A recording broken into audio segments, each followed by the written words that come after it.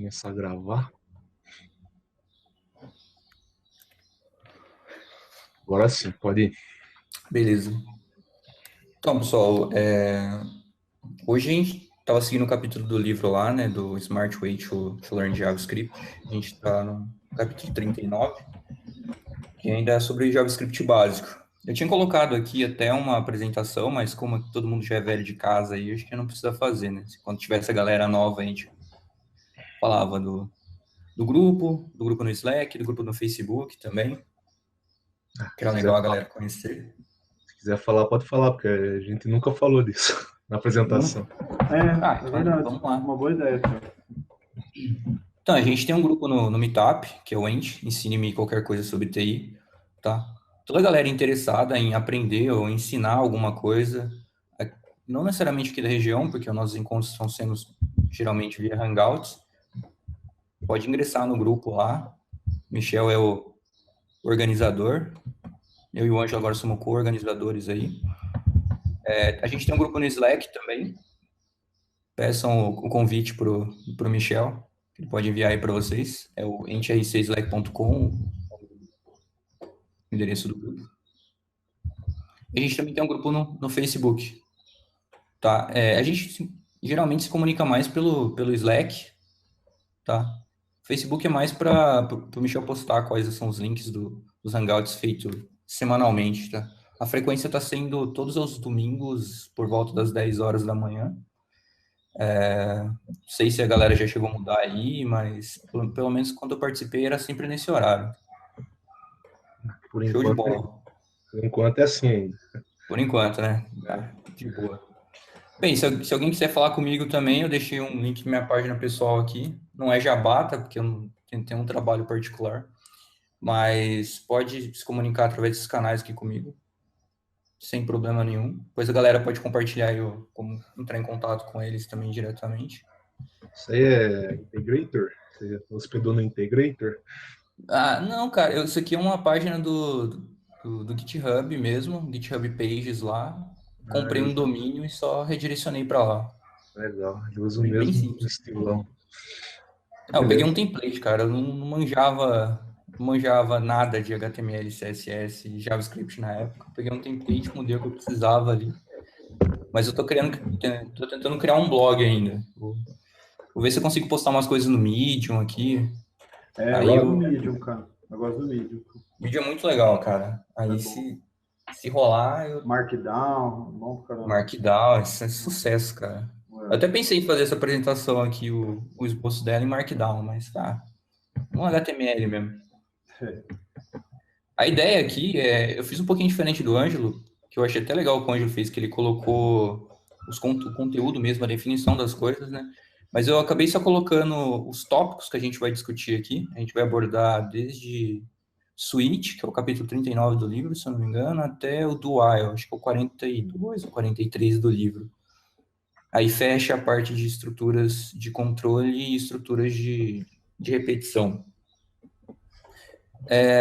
Bem, o tópico que a gente vai começar a discutir aqui antes de entrar no switch efetivamente, meio que um tópico extra aí, é mais uma revisão de expressões booleanas, cara, porque a gente, como o switch, o while e o do while, eles dependem de expressões booleanas, é interessante a gente esclarecer alguns pontos aqui do triple equals, né, os três iguais aqui, o double equals, os dois iguais, o que o JavaScript considera como truthy e o que o JavaScript considera como false. Tá, eu acho que é legal para a gente conseguir entender aqui o que o Switch usa, como você consegue hackear um pouquinho ele, que eu vou mostrar mais para baixo. Então vamos lá, vamos falar sobre o triple equals aqui do JavaScript. Esse cara aqui, esqueci de falar, né? Esse cara é um output do JSBin, basicamente ele é só a aba de output. Eu vou trocar aqui de desktop. Esse cara aqui é esse JSBin bis aba da vida. Eu tenho HTML dele, eu tenho um JavaScript pronto aqui, né, que eu vou discutir na aula. A gente vai descomentando e vai criando também uns códigos aqui ao vivo também, para tirar alguma dúvida ou para mostrar algum outro exemplo. E aqui é a aba de output. Eu só deixei ela num lugar separado porque eu tô fazendo o toggle aqui das coisas para poder controlar o que a gente já falou já. Por isso que eu deixei ele numa aba separada, porque cada vez que eu faço uma alteração aqui, ele vai dar refresh na página e a gente perderia essa informação do que já foi discutido já. Por isso que eu deixei o output numa aba separada. Beleza. Vamos voltar aqui. Da parte de expressões booleanas, o triple equals e o double equals. O triple equals, para o JavaScript, ele faz uma comparação usando tipo e valor, né? Então, vamos pegar um exemplo aqui. A gente tem uma variável resposta,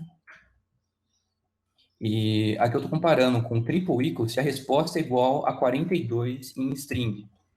Percebam que aqui a gente colocou também variável de resposta como string. Então, tanto o tipo quanto o valor são iguais. Então, é o mesmo tipo, ambos são string, e o valor também é string. Então, se a gente for executar esse trecho de código aqui, ele vai colocar a resposta triple equals 42 em aspas, tá? Esse cara aqui, pelo menos, ele vai passar. Então, a gente vê aqui a primeira linha. Se a gente for tentar fazer uma comparação sem tipo, a gente tem que usar double equals, tá?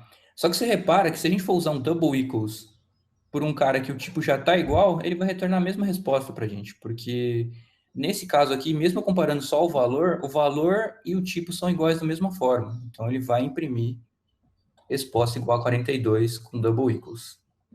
A diferença vai começar quando a gente tenta deixar o JavaScript fazer coerção de tipos, né? A coerção de tipos é quando você deixa de responsabilidade do compilador, no caso, ou do interpretador, dependendo da linguagem, identificar quais são os tipos corretos e fazer essa conversão implicitamente para você, e aí sim fazer a comparação de resultados. Quando a gente usa triple equals aqui, o JavaScript ele vai tentar fazer a comparação dos dois valores, ele vê que os dois valores são diferentes, os tipos deles são diferentes, melhor dizendo, o resposta é uma string e esse 42 é um número, então ele vai fazer a coerção do tipo, provavelmente ele vai tentar transformar esse resposta aqui num número também, ou ele vai tentar transformar esse 42 numa string, nesse caso tanto faz, e quando ele tentar fazer a comparação aqui, ele vai comparar o valor e o tipo. Mas como ele vai ver que os tipos são diferentes, ele não vai imprimir essa linha. Resposta igual a 42 com 3 iguais aqui, sem aspas. Então, você pode ver aqui que não tem, ó. Era para ficar nesse meio aqui, ó. Agora, se a gente deixa o JavaScript fazer a coerção de tipos e a gente compara apenas o valor, aí sim ele vai permitir fazer essa comparação. Agora, se a gente comparar a resposta do tipo string com 42, que é do tipo número, como ambos possuem o mesmo valor, mesmo de tipos diferentes, o JavaScript permite que você faça a comparação com sucesso aqui. Então, a gente consegue comparar uma resposta string com um número de mesmo conteúdo usando double equals. A diferença básica é essa, tá? Só para fixar esse cara com double equals faz coerção de tipos e compara apenas valores. E esse cara aqui, o triple equals, ele é um strict equals. Então, ele compara tanto valor quanto tipo. Não sei se ficou claro aí. Acho que tá bom. Sim. Tranquilo? Acho Vamos lá, então. Se tiver dúvida aí também, só falar, cara. Sem galho. Isso aí, acho que mais utilizando, a pessoa consegue ver essa diferença, né? Falando assim, acho que fica meio confuso, mas na hora que a pessoa pega para utilizar, ela percebe. Sim, isso é verdade. É que às vezes você esbarra num problema, tô comparando aqui 42 com 42 não tá funcionando, mas aí você tá usando o quê? Tô usando triple equals, seus tipos são iguais? Não. Então já. Então aí O a problema pessoa... tá aí. A hora que você incorrer num problema aí desse tipo aí, que você vai precisar usar uns parse aí, você descobre na marra. Exato. Mas Então, aí a esse galera 40 já esse fica esperto. 42 aí é referência, né? 42 aí, né? Referência do que você fala? Mochileiro das Galáxias, né? Guia dos... Sim, ó, resposta de tudo, né? O Resposta de cara tudo. colocou 42, já fiquei. Só pode ser do livro. Sim. Esse exemplo é clássico, né? Usar 42. Hum. Até defasado já. Isso. Vamos falar agora um pouquinho de truth e false em JavaScript também. O JavaScript, ele usa o mesmo conceito da linguagem C, onde você consegue fazer umas comparações aparentemente bizarras, né? Então, vamos brincar um pouquinho aqui no console. Vamos supor que a gente tem nome, Elton. Consegue fazer aqui, deixa eu ver se ele assumiu o valor mesmo. Sumiu. A gente consegue fazer coisas desse tipo. If nome. Se você vê, a gente espera que o if ele tenha uma expressão booleana, ou seja, esse cara retorne um boolean no valor true ou false. Só que o JavaScript ele permite que você coloque qualquer valor aqui que resulte numa expressão booleana. Uma expressão booleana em JavaScript é algo que retorne algo que retorne truth ou false. Ou seja, algo que assume um valor de verdadeiro e algo que assuma um valor de falso. Isso é bem interessante e é explorado em bastante linguagens, como a linguagem C, por exemplo. Você vê bastante if número, então continue. Né? Onde esse número aqui ele assume um valor positivo, vamos dizer assim, e se esse número for zero, ele considera como um valor falso. Então, se a gente fazer aqui, por exemplo, if nome, sei lá, um console.log, ok.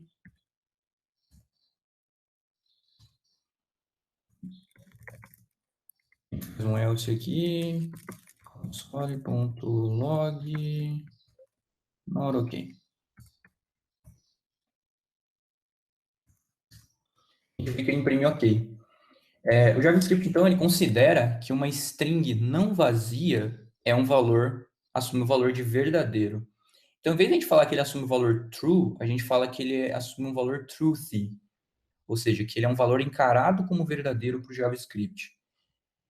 Então, o valor truth é aquele que, se você colocar if e aquele valor, ele vai entrar no teu if, vamos dizer assim, maneiras mais práticas, né? Ou seja, sendo pragmático. O valor false, ele assume esses tipos aqui, que vamos passar por um a um, né? Eu criei uma funçãozinha em que, dado um valor para ela fala para mim se o JavaScript encara aquele valor como truthy ou false.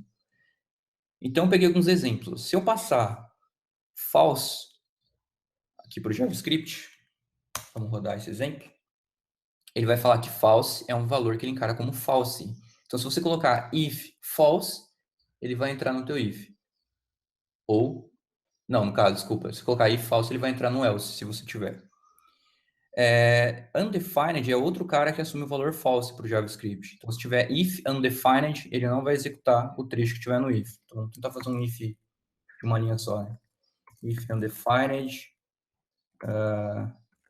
isso lá, console.log, ok. Else, log,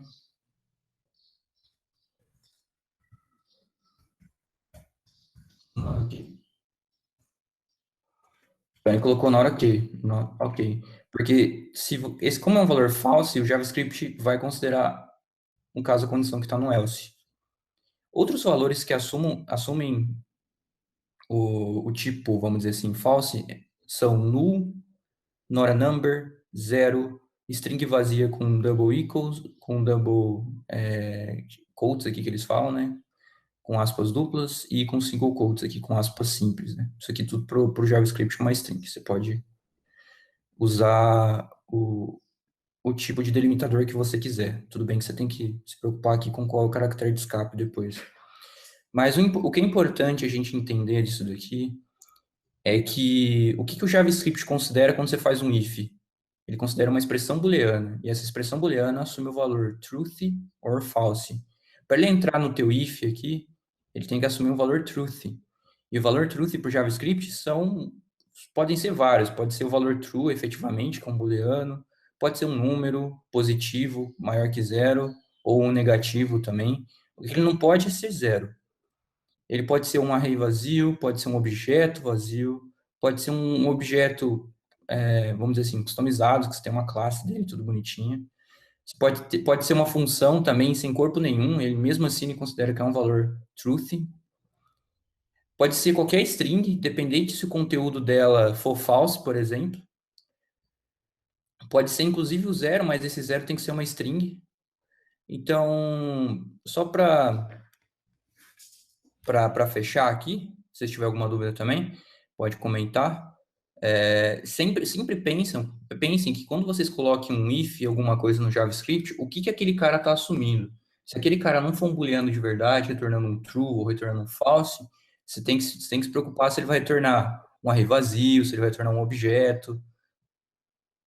Isso que é importante quando você está fazendo uso de estruturas que dependem de expressões booleanas, como é o caso do switch, como é o caso do while, for, if. Vocês têm alguma dúvida aí? Não sei se ficou confuso. False, truth. Não entendi porque você dividiu ali. False e depois foi truth. Por que é mesmo? Nessa linha aqui? Você começou lá, tá comentado lá em cima, né? False. Abaixo de onde você tá aí agora. Começo Aqui. aí. Depois Beleza. você. Foi mal. Eu esqueci de explicar, né? O que a função está fazendo. Dado um valor para essa função, o que ele vai imprimir? Né? Ele vai começar uma string aqui e falar o valor que você colocou, no caso né? Vamos aqui é portuguesar essas paradas, né? O valor aqui é um truquezinho do JavaScript. Quando você nega qualquer variável duas vezes, ele assume um valor booleano, tá? Então, se eu negar essa variável aqui, ele vai assumir um valor o contrário do valor daquela variável em booleano. Agora, se eu converter ela duas vezes, eu estou negando duas vezes, aí ele vai assumir um valor true ou um valor false. Então, isso aqui é meio que um truquezinho que a gente sempre usa em JavaScript para transformar qualquer valor de qualquer tipo em true ou false. Aí, com isso aqui, eu consigo fazer a comparação. Sabia disso, não. É um truquezinho maroto, cara. Já vi sendo usado algumas vezes.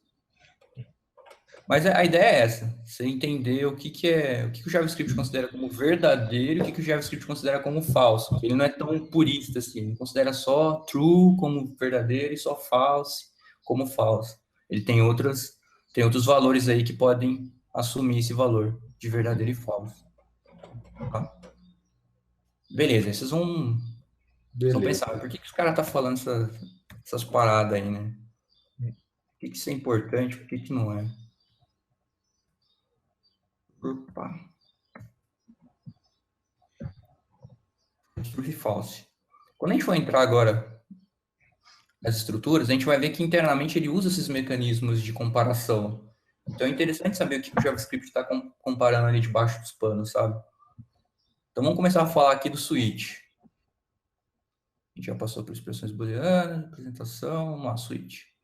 A definição do switch. O switch ele é uma estrutura de condição onde você consegue fazer múltiplas comparações num simples bloco, tá? Ele é uma alternativa para você não escrever muitos ifs, else ifs e elses. Então, sei lá, se dia do ano igual a sábado ou domingo, faça isso. Se dia do ano for igual a quinta e sexta, faça aquilo. Se o dia do ano for, se o dia da semana for os outros dias que não foram contemplados acima, faça tal coisa. Pode acontecer que você tenha muitas comparações para serem feitas em if, else, que fique bem complexo de você visualizar e até da manutenção. Tá? Então, o switch, a ideia é justamente para isso.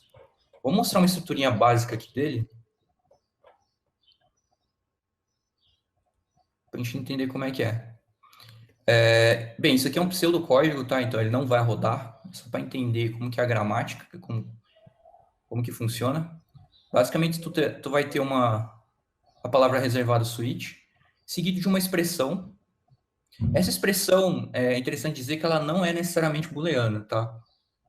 Essa expressão pode ser um cara que retorne uma string, pode ser um cara que retorne um número, uma data, tanto faz. Ele precisa só retornar algum valor. Aí você entra nos casos onde essa expressão vai ser comparada. Então, você tem aqui a palavra reservada case, seguida de um valor que você vai estar comparando a sua expressão. Então, nesse caso, ele vai comparar a expressão com o valor 1. Se der match, ou seja, se essa expressão for igual a esse valor 1, ele vai executar uma sequência de comandos que você definir abaixo do case.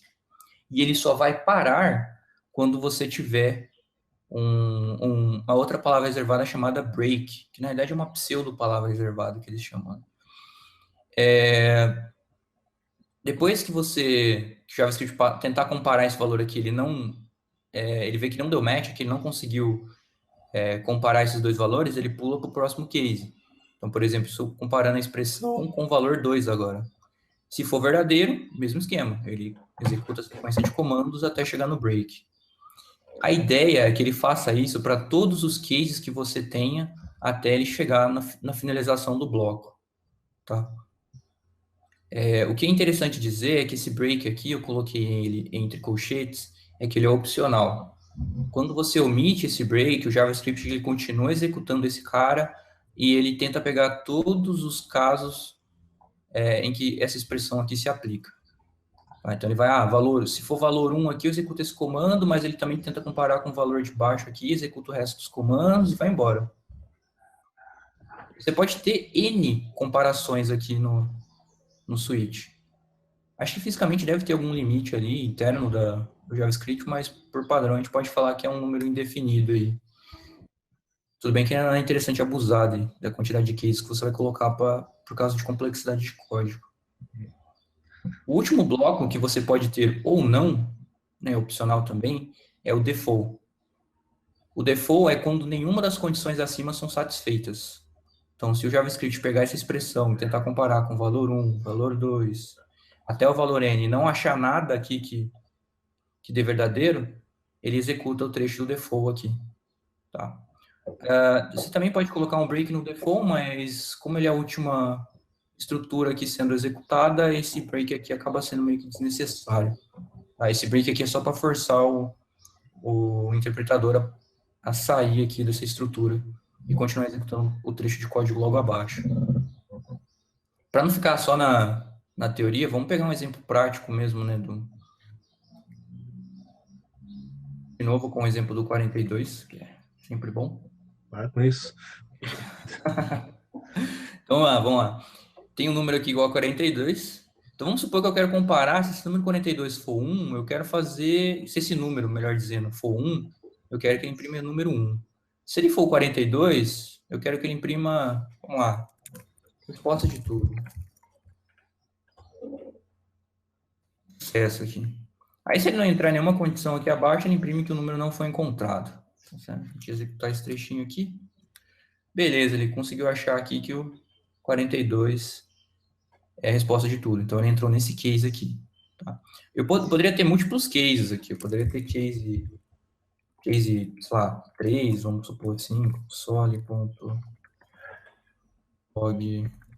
número 3.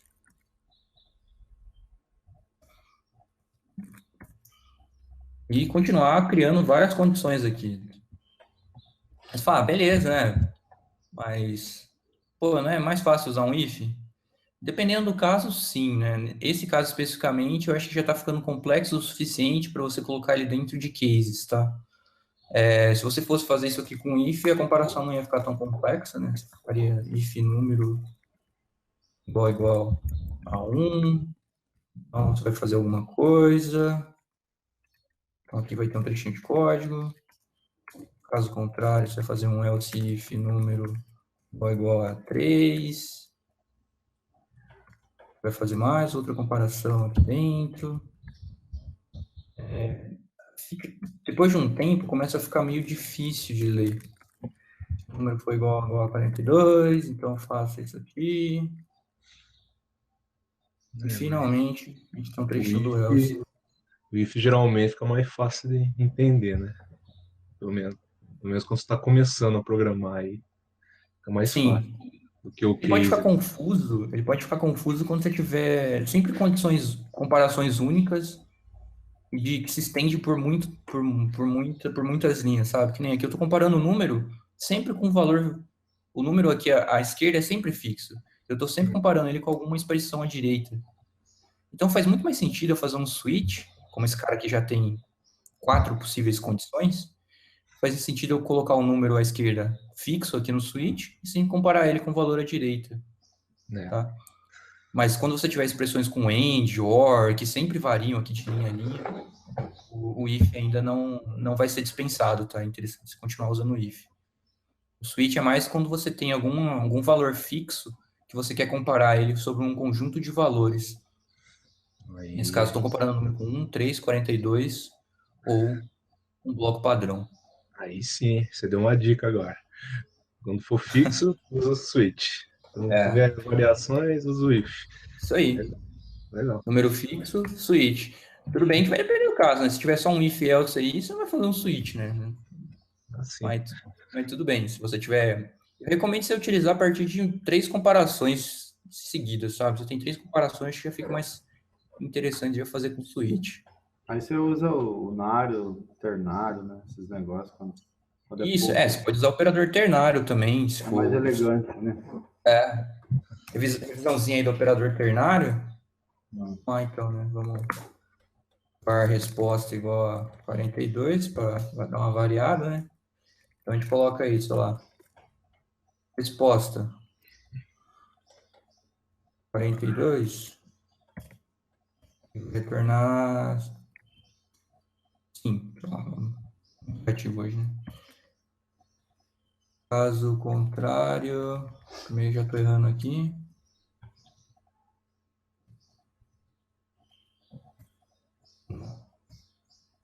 Beleza, retornou sim. Então, revisando o operador ternário, você tem uma expressão booleana do lado esquerdo aqui, seguida de uma interrogação, seguida dos 2 possíveis valores que esse cara pode assumir em caso ele seja verdadeiro ou caso ele seja falso. Então, nesse caso, ele está fazendo internamente. Resposta igual a 42. Qual que é o resultado disso aqui? Esse resultado aqui é verdadeiro. Então, se for verdadeiro, ele vai executar o primeiro statement aqui que eles falam, né? O primeiro comando. Caso contrário, ele vai executar o segundo comando aqui. Tu pode encadear esse cara, pode fazer operadores ternários, usando operadores ternários dentro de expressões com operadores ternários, mas começa a complicar muito e dificulta a legibilidade, né?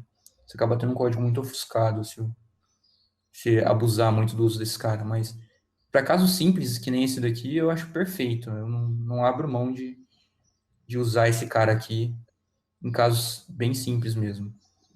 Uma boa dica aí do Ângelo. Tranquilo aqui com a estrutura básica? Tranquilo, vamos lá. Vamos perceber que eu deixei um código pronto já, cara. Eu fiz esse cara ontem à noite.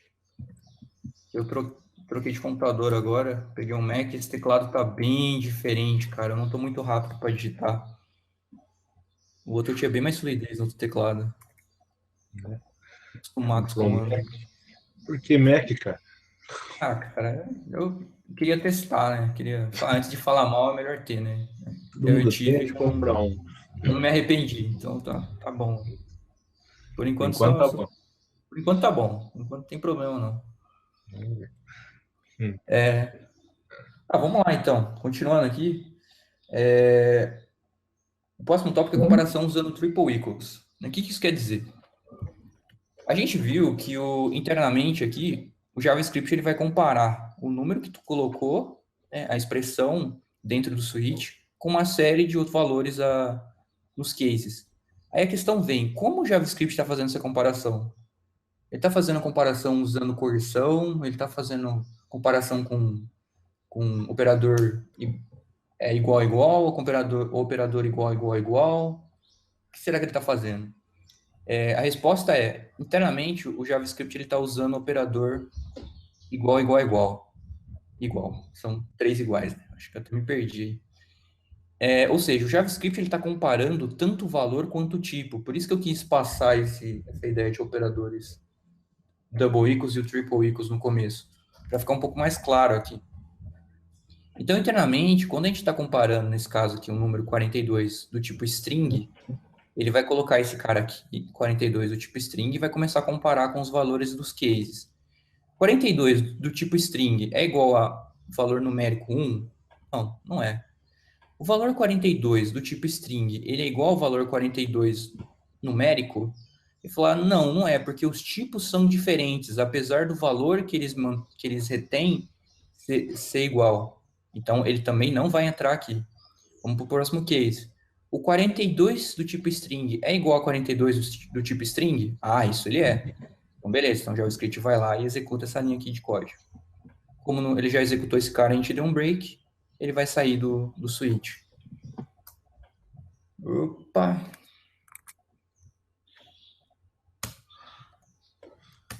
Esqueci de comentar alguma coisa aqui. O que eu me perdi agora? Vamos lá. Comparei o switch. Comparei o número 42. Ah, beleza. Faltou só executar. Beleza, executei aqui, ele comparou a 42 como string. Então, se a gente imaginasse que o JavaScript estaria fazendo comparação usando double equals, ele entraria logo nessa linha aqui, ó, como numérico. Tá? O que não aconteceu. Então, internamente, o JavaScript está usando uma comparação tanto por valor quanto por tipo. Pode ser uma das armadilhas aí que a gente pode cair, né? A gente colocar um valor aqui, esperar que ele entre aqui, que ele faça a conversão automática e você acaba esbarrando aí na realidade que ele faz a comparação tanto por tipo quanto por valor. Mais um truquezinho aí, que você pode, mais uma armadilha aí que você pode acabar caindo se não souber dessa característica aqui do switch. Tranquilo? Aí sim, agora ficou claro lá o começo lá que você explicou. Ah, do igual e do triple igual. equal. Agora, se o pessoal não entendeu agora, louco. Cara, é legal. Eu tô até imaginando, eu falei, cara, beleza, eu vou passar o switch aí, mas se for passar só a estrutura básica, vai ficar muito curto, né? É interessante ver esses casos, assim, especiais, onde que a pessoa pode esbarrar nessas armadilhas, ficar mais esperto. Eu mesmo nunca tinha visto isso daí que você falou aí. Switch de compara o tipo e o valor. Pensei que nunca fiz o teste. Cara, que nem tá lá no grupo, né?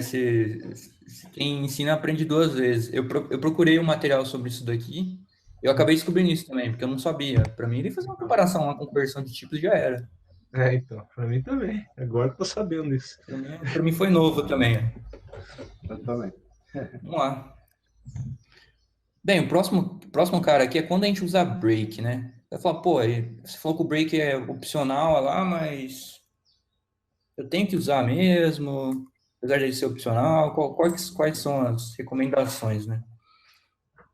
A ideia é que você use break quando você realmente quer que ele pare a execução do teu código e não pule para as próximas comparações, né? Então ele chega aqui, parou de comparar, pula para o próximo.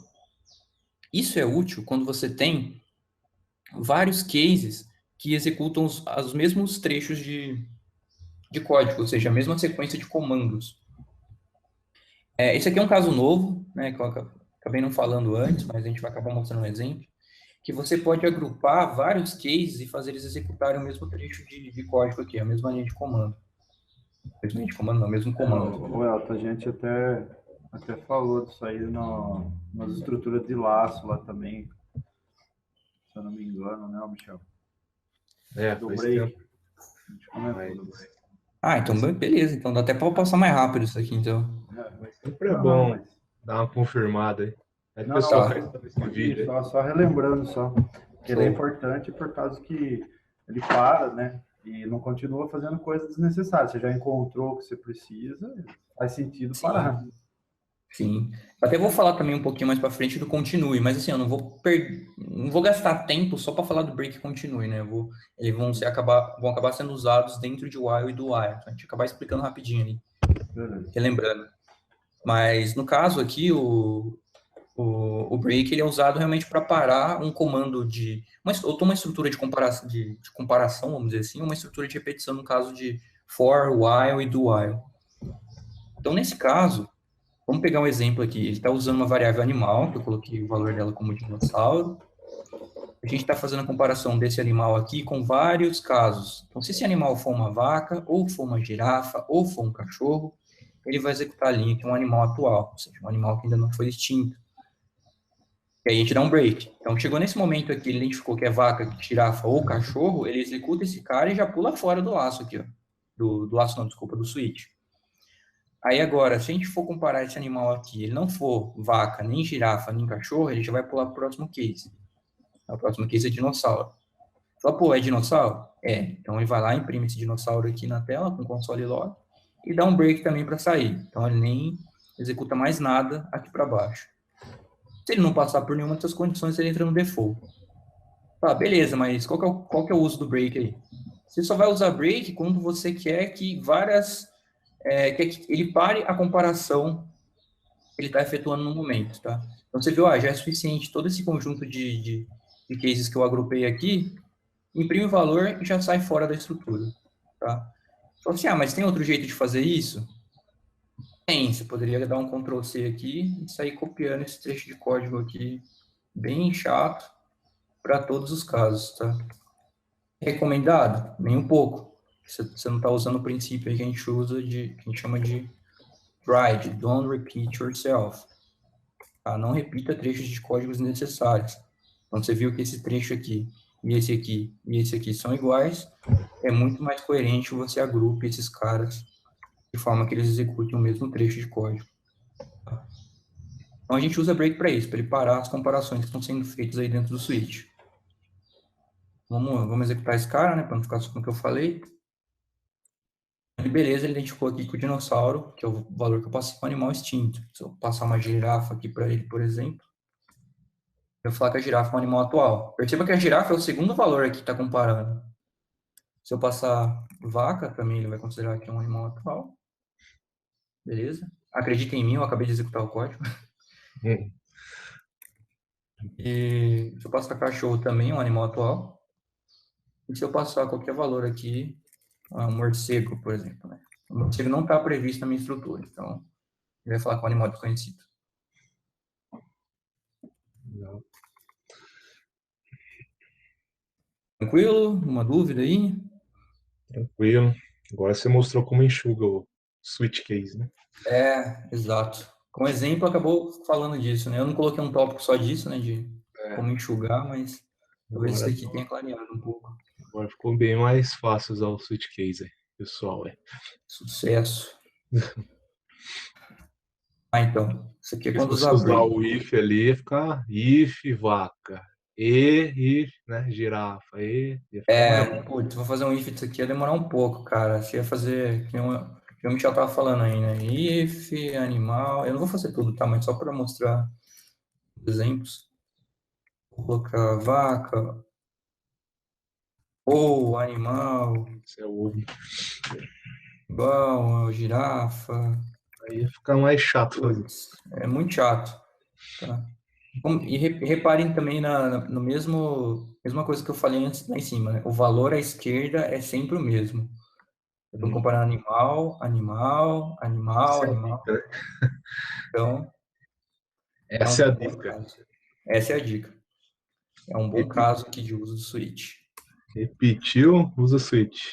Repetir o valor da esquerda, comparando com vários caras da direita, é um bom caso do switch. Muita duas vezes aí que eu tô... O NetBeans, lá o que eu uso, ele vê isso automaticamente. Quando ele vê que você está fazendo muita merda assim, ele já aparece um aviso lá, usa switch, cara, é mais fácil. Aí clica sim. nele lá, ele já transforma tudo em switch. Pô, esse é um baita benefício de IDE, né? Eu falo porque eu programei em Java no IntelliJ e, cara, ele é cheio disso também. Falou, você podia usar um operador ternário aqui, por que você está usando um if else? Ele sempre dá as dicas. Você pode reduzir esse cara para uma linha, né? Mas tudo bem que você tem que usar o bom senso ali, talvez transformando algo em uma linha não fique tão legível quanto deixar em 2 ou 3, né? Ele analisa friamente ali, né? Ele analisa, ele tem um conjunto de regras definidas lá internamente e ele não analisa, talvez ali, se aquilo vai ficar legível ou não, né? Porque ser legível ou não é meio subjetivo, né? Não tem como você especificar tão legal assim para Isso que é legal usar uma ideia aí. Mas quem gosta de programar na unha não tem problema também. Exatamente. Quem gosta de programar na unha aí, que nem eu, fica dependendo desses carinhas aqui, ó. DevDocs, que não tem conta de espaço aqui. Show de bola. Fica olhando as documentação aí, os exemplos mais fáceis. Inclusive no final eu vou passar uns links da documentação oficial eu falo oficial porque é da Mozilla, né? Então geralmente é referência para HTML, CSS, JavaScript pra galera aí na comunidade. Eu tô colocando. Eu não sei se o bate-papo vai junto nessas gravações aí, Michel. Como que... Ele, quando você escreve, aparece um balãozinho aqui. Mas agora eu tô mostrando aqui. Ah, beleza. Se o cara der um pause, ele consegue ver também. Mas no final, se vocês quiserem mandar para beleza. mim, eu deixei um link aqui na referência de recomendações. Ó. Pode colocar. Na verdade é o que eu acabei fazendo sem querer, eu não sabia que você...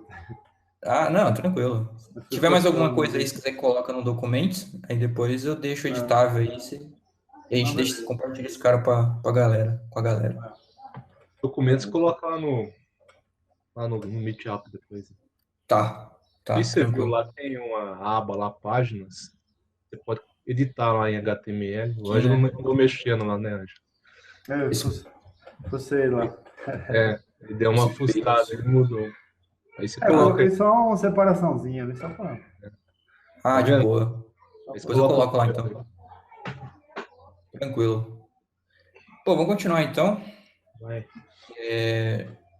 Bem, eu vou falar um pouquinho sobre múltiplos cases agora.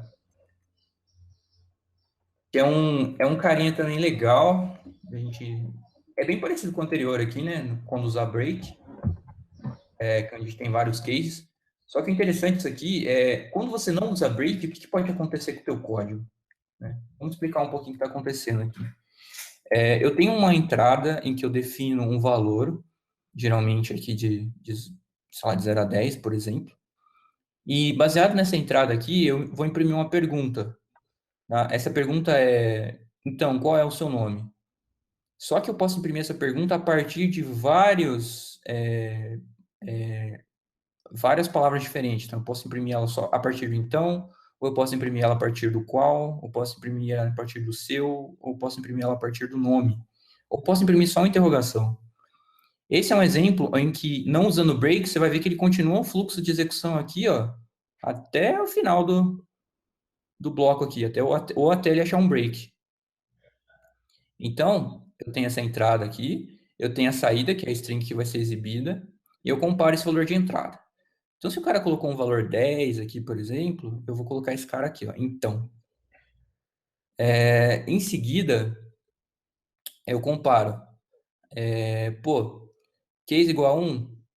Então eu continuo executando esse trecho aqui. Ah, não é, continuo executando esse trecho aqui. Tá? Até ele achar o break desse código. Então vamos executar esse cara aqui para ter um exemplo mais real aqui que está acontecendo. Quando eu coloquei aqui, ó,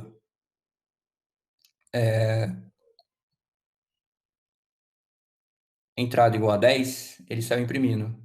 Beleza, saída ele colocou um então, aí depois ele foi lá e concatenou o qual, foi lá e concatenou o, foi lá e concatenou o seu, foi lá e concatenou o nome, ou seja, ele pegou essa entrada aqui e saiu comparando ela doidado aqui, ó.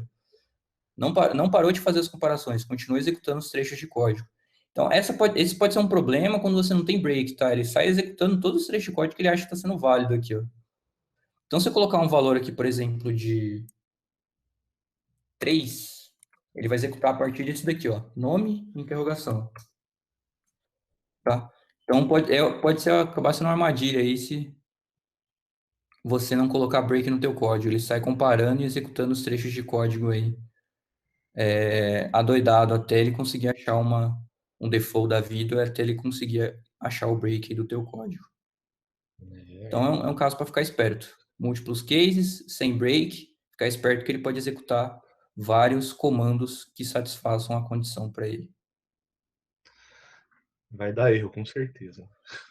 Cara, não é uma boa prática, né? Assim, é bem confuso. Tu pega esse trecho de código aqui e fala, caramba, mano, o que tá acontecendo aqui? Tá modificando. Tá comparando esse cara com 10, com 1, mas aí ele executa isso. Então, é só um exemplo aqui que pode ser um código quase que ofuscado aqui, né? Tudo bem que ainda talvez não seja tão obscuro assim o que ele está fazendo internamente, mas você pode cair nos problemas aí se você deixar para colocar o break em último caso, né? Você vai ver que ele vai executar vários caras até ele chegar na condição que satisfaz. Eu vejo o pessoal usando alternativa ao switch aí, outras formas, né, cara, de fazer. Não sei se seja, por exemplo, objeto literal, essas coisas assim, cara. Porque chega um momento que o switch é meio complicado, cara, até para teste, todas essas coisas. Mas isso é Sim. uma outra forma de fazer. Uhum.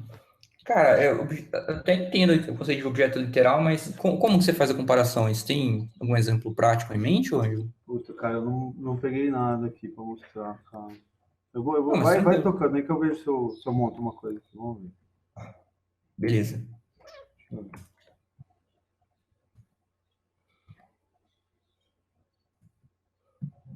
Muitos cases. Vamos falar da ordem do default agora, né? É outro caso especial. Eu nunca imaginei que tivesse tanta coisa para falar do Switch, né? Aí não. Você pesquisou Isso mesmo. aqui eu vou matar em 10 minutos, né? Depois comecei a ver que tem umas coisinhas legais para falar também.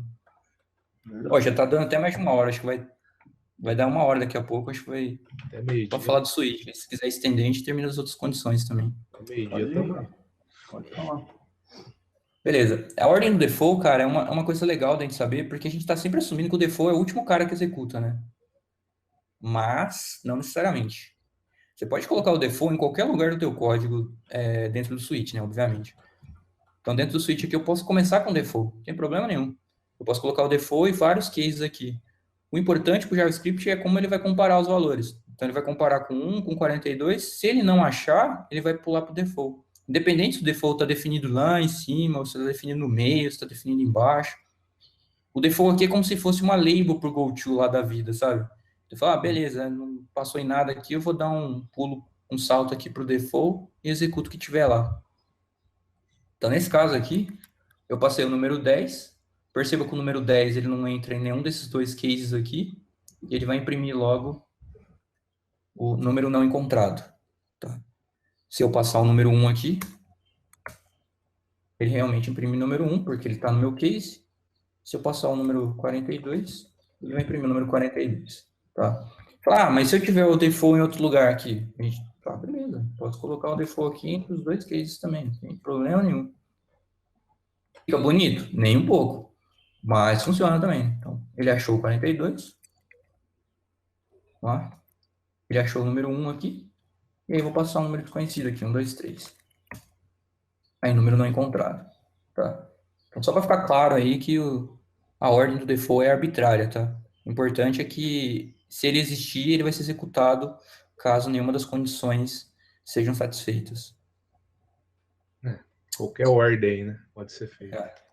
Qualquer ordem. Esse é o cara também que eu não sabia que dava para fazer, cara. Eu sempre colocava no final, mas... Padrão, né? O resultado disso eu vou continuar colocando o default no final por padrão mesmo. Fica mais claro.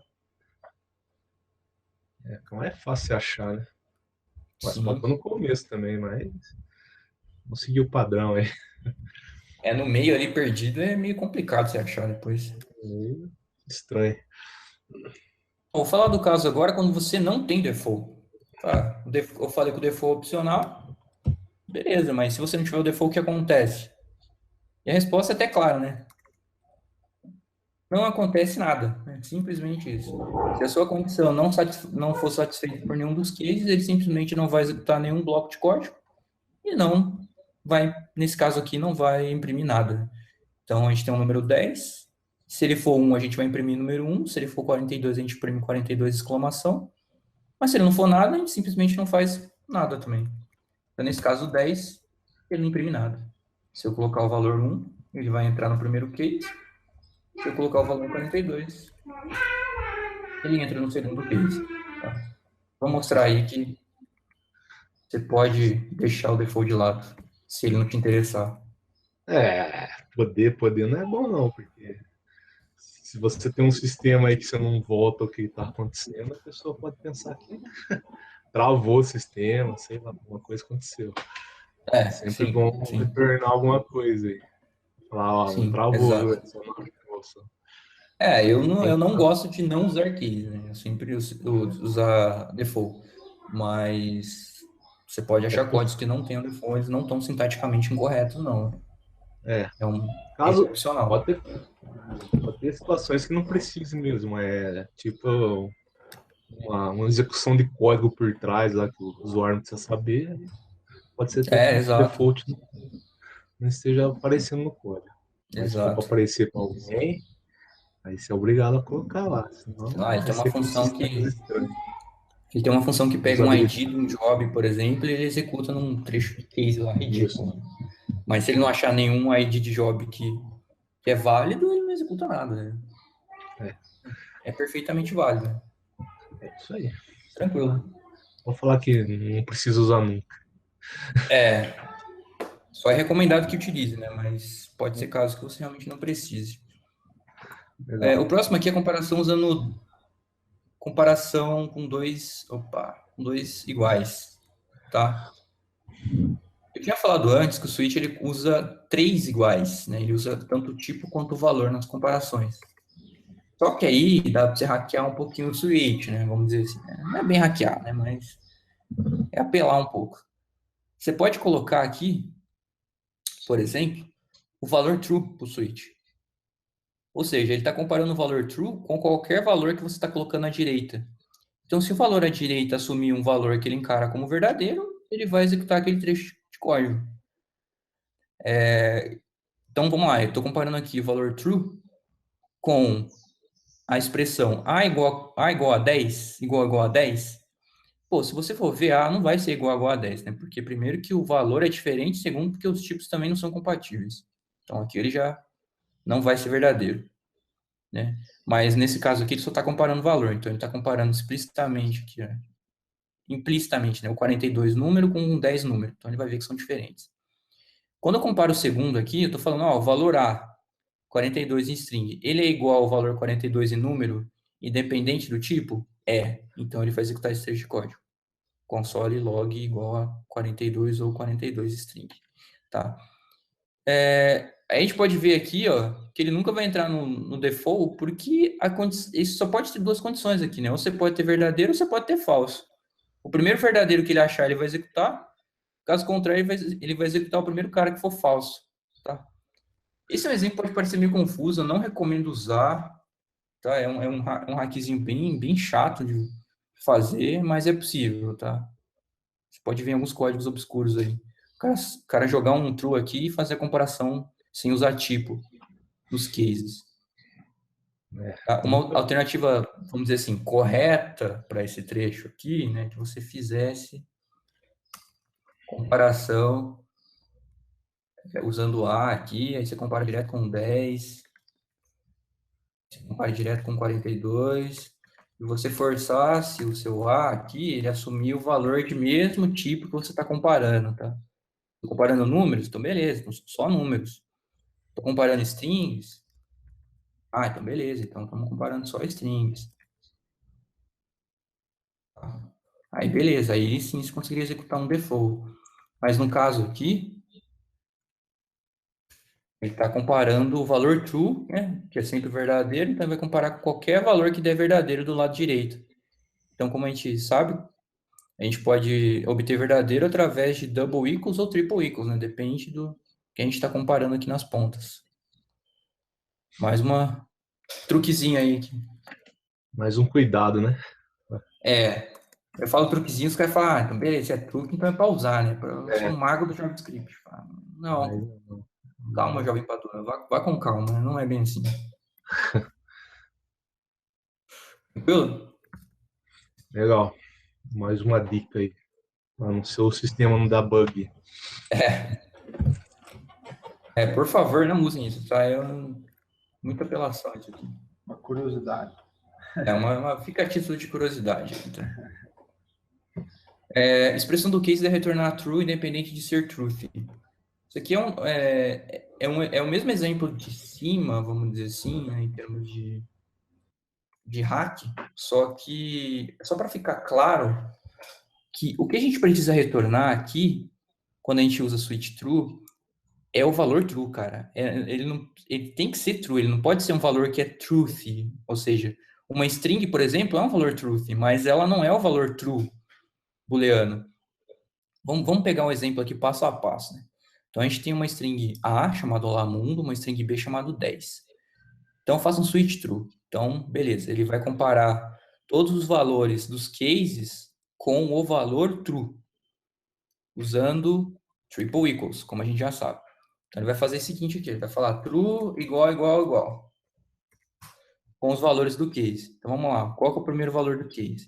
O primeiro valor do case é A ou B igual a 10. A gente sabe, quando a gente tem um OR aqui, ele vai encarar esse cara como duas expressões booleanas, né? O operador OR aqui vai ter precedência. Então, ele vai colocar A. O valor de A, ele é verdadeiro? Ele é um valor truth, ou seja, ele é uma string não vazia, ou ele é um número positivo ou negativo, que não seja zero, no caso. Ele vai falar, é uma string, escrito lá mundo. Fala, beleza, então esse cara aqui, ele é um valor truth. Automaticamente, esse case aqui, ele vai assumir o valor olá mundo. Então, uma vez que ele assumiu o valor olá mundo, quando o JavaScript for comparar true com olá mundo, ele fala, são valores diferentes. Você precisa comparar true com true. Não quero que você compare true com olá mundo. True com olá mundo, para mim, é diferente. Então, mesmo a sua expressão booleana aqui, retornando o valor truth, ou seja, retornando uma string, retornando o valor 1, retornando o valor 2, retornando um objeto, o que você precisa comparar aqui é com true, efetivamente. Então, esse caso aqui, ele não vai executar o case, porque essa condição aqui é falsa. É como se ele estivesse comparando aqui true com olá mundo. A gente vai ver que é false. O que a gente precisa fazer é comparar true com true, tá? É isso aqui que o JavaScript espera da gente. Aí, nesse caso aqui... Tá querendo demais, né? pô, aí é apelação já, né? Você já tá usando uma maneira meio macabra, né? Que é usando true aqui. Você ainda vai tentar retornar um valor truth aqui, você tá caçando pra cabeça mesmo. Pô, Boa. o script tem que ajudar, né, mano? Tem que saber o que eu quero. Adivinhar. Por isso que fala, acho que é o Zen Python, se não me engano. Explicit é melhor do que implicit, né? Explicit é melhor do que implicit. É melhor você ser claro no que você está comparando do que deixar para que a pessoa entenda os meandros aqui do JavaScript para tentar entender o que está acontecendo com o teu código, né? Legibilidade, para mim, é muito importante. Para fechar aqui o switch, né? Pô, o cara já falou pra caramba esse negócio. Vamos fazer um exercício. Eu vou pegar um exercício pronto aqui, mas só para mostrar passo a passo. Uma aplicação legal do Switch, que é a gente determinar quantos dias um mês possui, tá? A gente considera também se ele é bissexto ou não. Eu vou passar para ele, mês de novembro aí, que é o mês 11, quantos dias ele tem? Novembro tem 31, por exemplo. Desculpa, novembro tem 30. Então, beleza, vai retornar 30. Dezembro quantos dias tem? 31. Então, vai retornar 31. Tá? É uma funçãozinha bem boba, mas é uma aplicação legal do Switch, porque a gente tem vários cases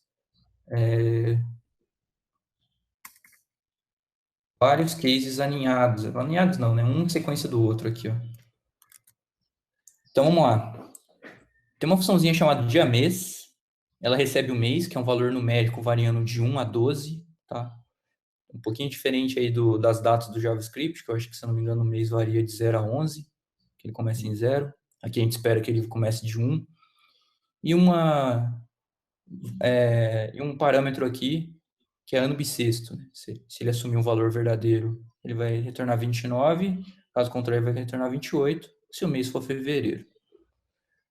Então, a gente tem aqui um switch básico, comparando o mês, que é fixo aqui do lado esquerdo, com os meses, né? Com a numeração ordinal aí dos meses.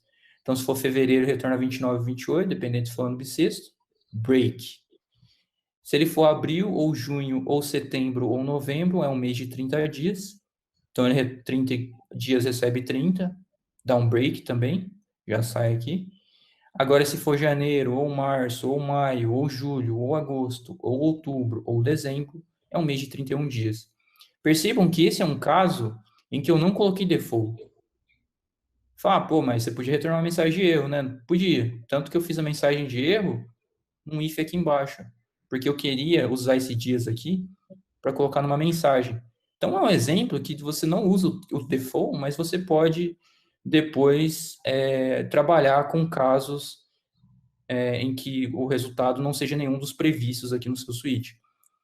Então, aqui eu estou fazendo uso do truth e false do JavaScript, ó, aplicando vários conceitos ao mesmo tempo. Né? Até colocar aqui agora só o código para ficar mais fácil de ver a linha inteira.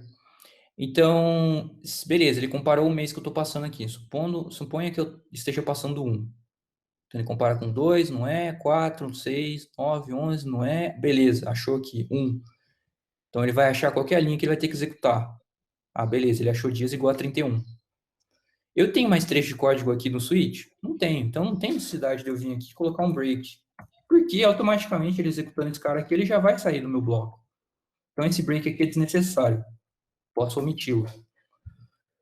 Beleza, variável no meu caso agora assumiu o valor de 31, eu comparo if dias, ou seja, se os dias que eu defini assumem um valor positivo ou negativo, ou ele ou seja, ele não é um valor falso, ele não é um valor undefined, ou null, ou not a number, então ele vai executar esse trecho aqui. O mês que você passou, possui a quantidade de dias que ele pegou aqui do switch, dias. Aí eu coloco na frente se ele é um ano bissexto ou não, só para ficar claro aqui no caso de fevereiro, o que aconteceu. Tá? Então, esse valor dias aqui, se a gente for imaginar, ele está assumindo o valor 1. Se eu passar 2, ele está assumindo o valor 31, desculpa. Dependendo do mês, ele pode assumir o valor 30. Dependendo do mês, ele pode assumir o valor 29. Dependendo do mês, ele pode assumir o valor 28. Dependendo do ano bissexto também. Ou ele pode assumir esse valor aqui, ó, undefined. É quando ele não passa em nenhum dos cases do meu switch. Por quê? Porque minha variável dias aqui, eu não atribuí nenhum valor para ela. Então, se eu não atribuo nenhum valor aqui dentro do switch case, ela vai continuar com o valor padrão, que é undefined. O valor, que na verdade não é nenhum valor, é um estado indefinido. Então, se ele tiver undefined aqui, a gente viu que undefined é um valor false, ele vai entrar no else. Então, ele vai falar que o retorno do mês que você me passou é inválido. Beleza? Vamos executar esse código aqui. Eu tenho várias chamadas dele, né? Eu chamei ele para mês 1, mês 2, com ano bissexto e sem ano bissexto, né?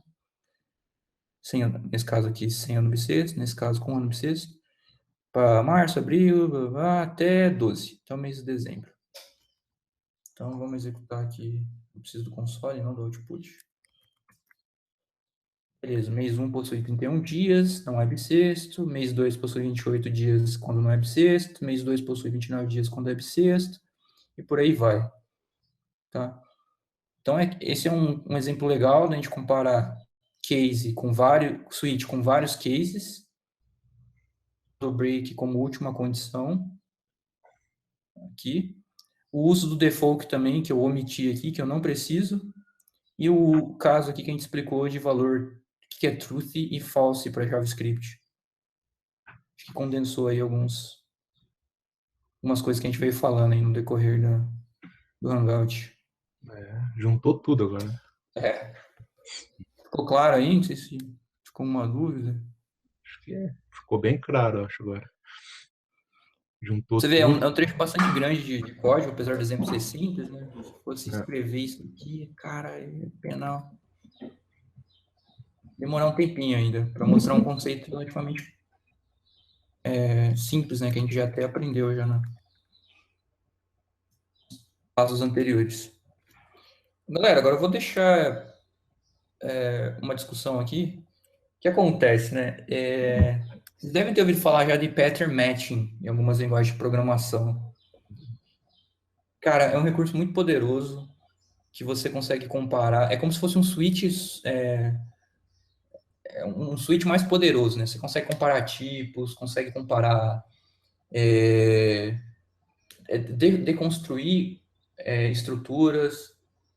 E é um recurso que eu gostaria de ver muito no JavaScript. Hoje não está disponível ainda, mas tem muitas linguagens que possuem, se não me engano, Elixir possui, Scala possui também, se a gente colocar aqui Scala Pattern Matching. Scala possui isso também de uma maneira muito legal. Né? Onde ele tem aqui, ele pega um valor, faz um match, e ele compara com vários cases aqui. Você pode comparar com números, Que com for. strings, com tipos. Cara, isso é sensacional. Mas isso não tem no JavaScript ainda, tá? Não vale É bom sonhar, mas por enquanto não sei se está definido ainda, se tem alguma especificação, se isso vai entrar. Mas se Você vocês verem colocou, aí, você muito colocou isso legal. só pra zoar o JavaScript, então. Eu coloquei para. Porque assim, cara, em linguagem, se não me engano, mais para linguagem tipada você consegue É, usar.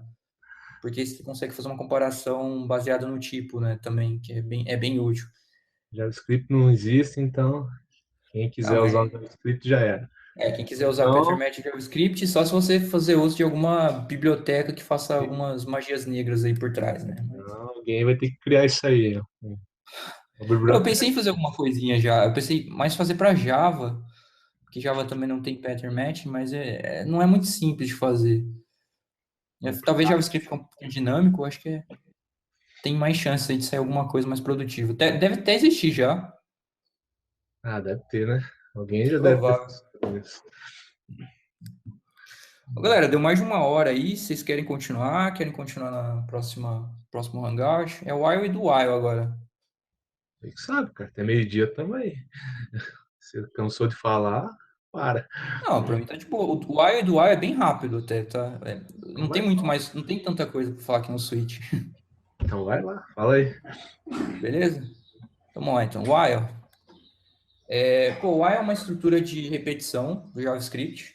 Tá? A gente já chegou a ver o for, ele é o irmão do for aí, né? Nas estruturas de repetição. E ele é bastante usado quando você não sabe quantas vezes determinado trecho de código, determinada lista de comandos tem que ser executados.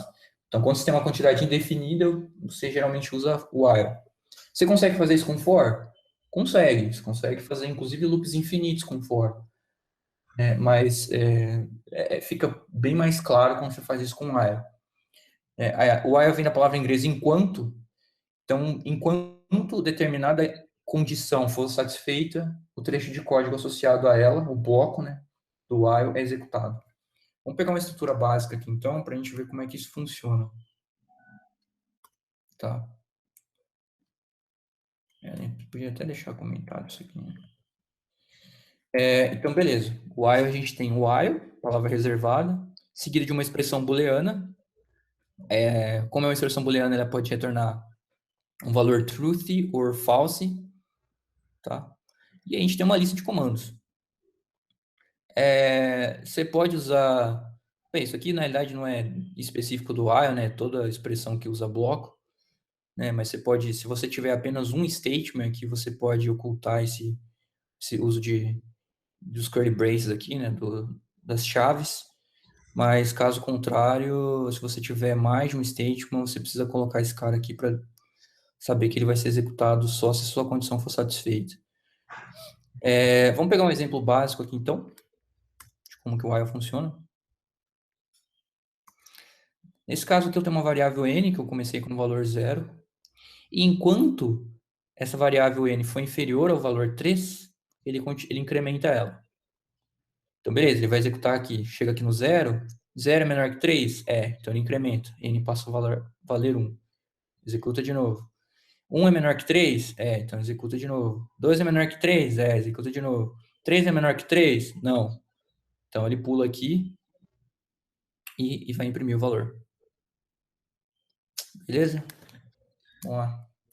Imprimiu o valor 3 aí. Tranquilo? Facinho, né? Todo mundo Fácil. Esse aqui é sucesso, cara. é igual Não o tem For. muito. Só que É como se fosse o for. Eu acho que é até mais simples, porque o for você é, tem. O for é composto por uma inicialização. tá tudo na mesma linha o For, né? Aí você tem as condições aqui. E aqui você tem um incremento. Tá? Mistura português com inglês aqui. Inicialização. Condições de incremento. Tá? É a ideia do for. O while é bem mais simples. Você tem apenas a condição que precisa ser satisfeita para ele continuar executando o bloco. Apesar que o pessoal Sucesso. usa mais For, né, cara? Ou sim.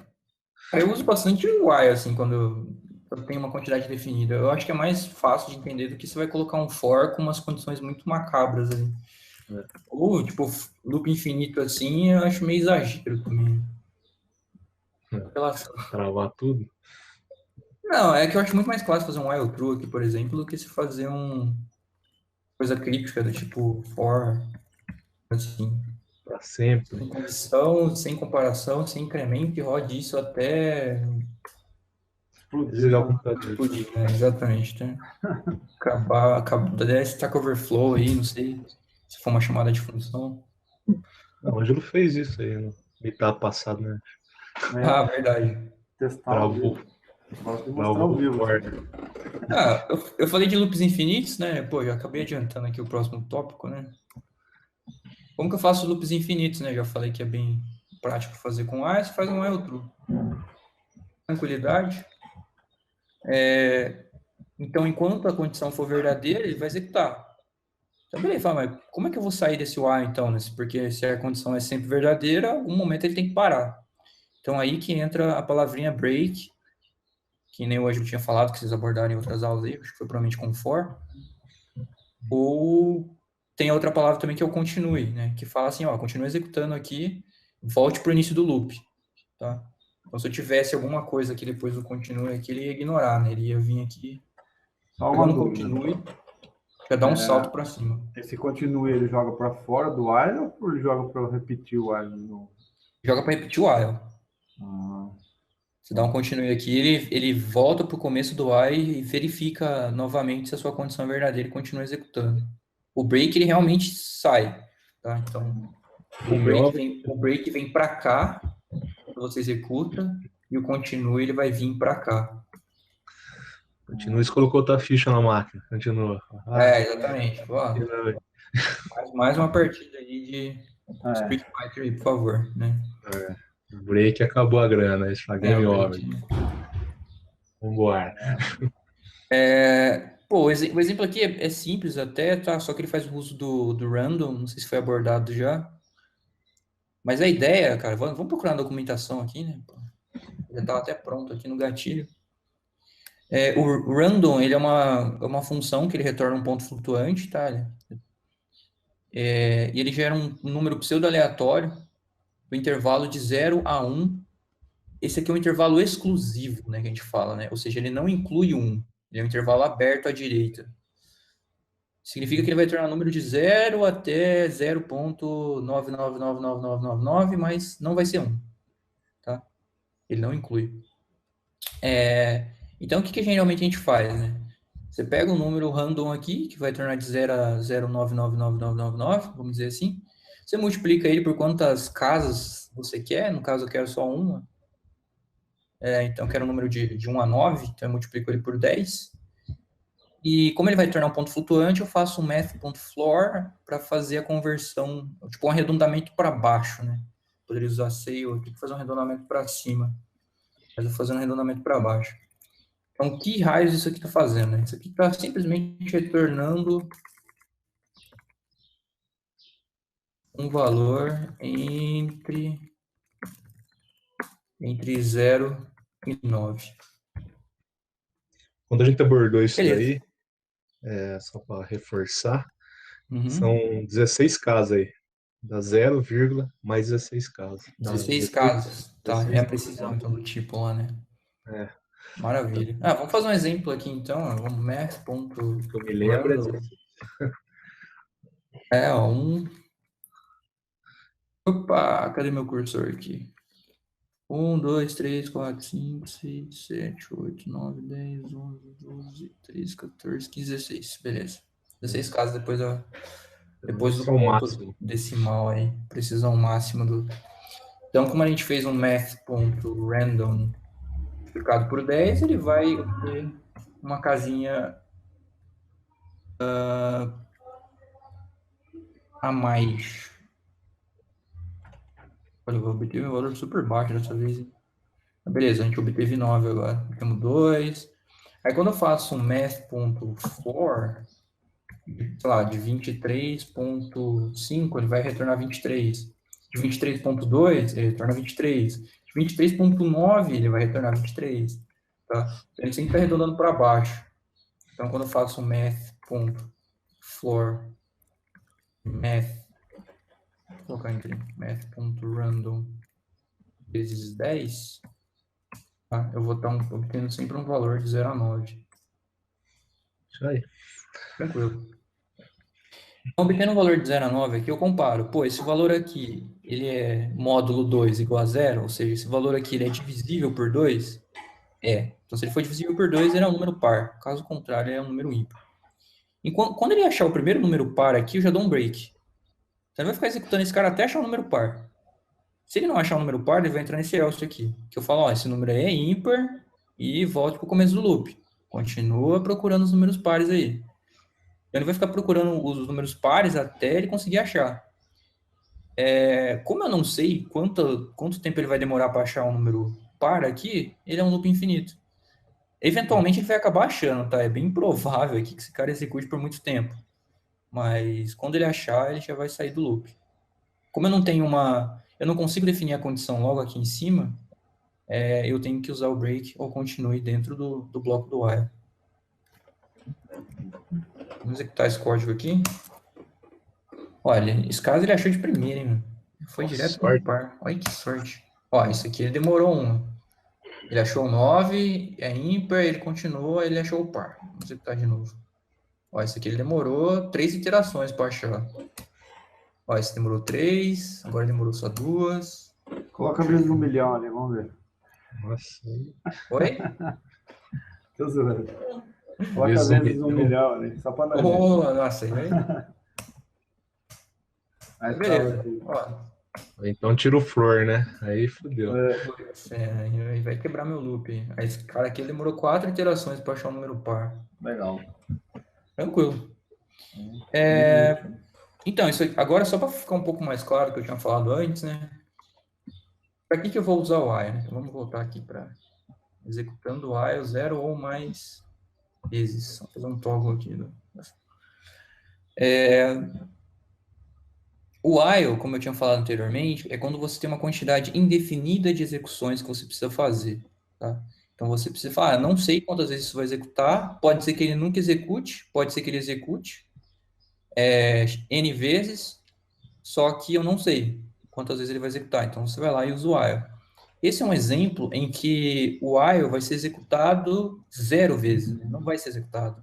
Porque logo que ele comparou com a condição aqui, ele viu que é falso. Por quê?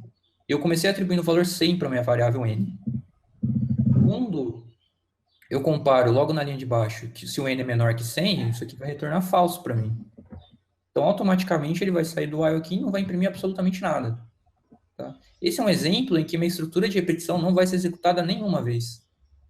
Porque a condição não foi satisfeita logo na primeira iteração. Tá? Deixa eu comentar o código de 5 aqui, só para não atrapalhar a visualização.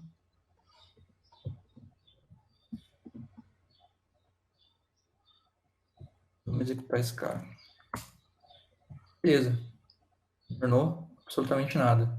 Se eu tivesse colocado aqui o valor 99, ele ia executar pelo menos uma vez aqui o nosso trecho. Falar 99 é menor que 100 aí ele incrementar, quando ele fosse comparado a próxima vez, ele ia achar que a condição ia ser falso e ele não ia executar mais. Então, se eu colocar 100 aqui, ele pode executado nenhuma vez. Então, só para frisar, o while pode ser executado 0 ou mais vezes, porque a condição que você faz é logo no começo. Por que eu estou falando isso? Quando a gente for entrar no do while, vocês vão ver que não é bem assim que acontece, tá? Do while é um pouquinho diferente. Tranquilo? Tranquilo. Facinho de entender, né?